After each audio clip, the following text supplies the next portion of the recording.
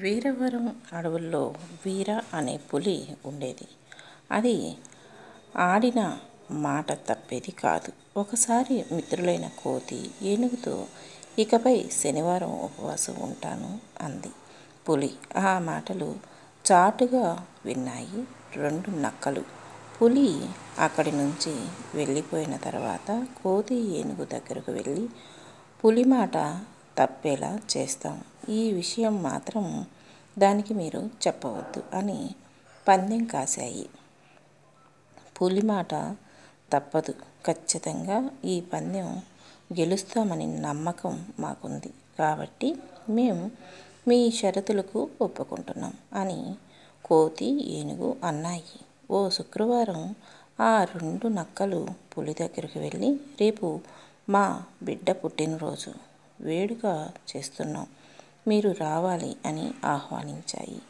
పులి రాలేను అని చెప్పగానే అయినా మీరు మా పేదోళ్ళ ఇంటికి ఏం వస్తారులే అన్నాయి నక్కలు. దీంతో పులి సరేనంది. అమ్మయ్య, పులి మన ఇంటికి వచ్చి విందారగిస్తే ఉపవాసం పాటించినట్లే, ఒకవేళ రాకపోతే మాట తప్పినట్టు అనుకున్నాయి నక్కలు. మాట ఇచ్చినట్టే వెళ్ళింది పులి. నక్కల ఇంట్లో మరే జంతువులు లేకపోయేసరికి అనుమానం వచ్చి అడిగింది. అందరినీ పిలిచే స్తోమత మాకెక్కడిది అన్నాయి నక్కలు. పులికి వంటకాలు వడ్డించాయి. అవి ఈరోజు నేను ఉపవాసం అంది పులి. అయినా మా పేదోళ్ళ ఇంట్లో ఏం తింటారులే అన్నాయి అవి. సరే, ఓ పని చెయ్యండి, కడవలో పెట్టివ్వండి అంది పులి. అంటే పులి దొంగచాటుగా తింటుంది అన్నమాట. అలా అయినా మనమే పందెం గెలుస్తాం అనుకున్నాయి నక్కలు. వెంటనే గుమగుమలాడే వంటకాలను కడవలో పెట్టించాయి. దాన్ని తీసుకొని బయలుదేరిన పులిని రహస్యంగా అనుసరించాయి నక్కలు. దారిలో కనపడిన తోడేళ్లను పిలిచి తన దగ్గరున్న కడవని ఇచ్చేసింది.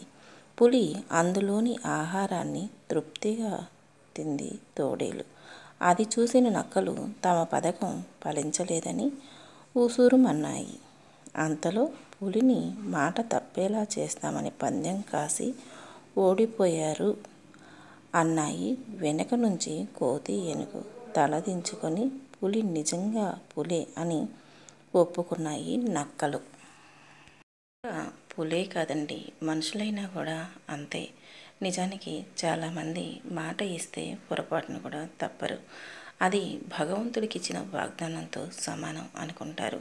చాలామంది ఇచ్చిన మాట తప్పేసి మనం ఇచ్చామన్నమాట నీళ్ళ మీద మూట లాంటిది అంటూ కొట్టి పారేస్తూ ఉంటారు. మనం ఏ పనైనా కానీ చెయ్యగలము అనుకుంటేనే మాట ఇవ్వాలి. ఆ మాట చాలా గొప్పది.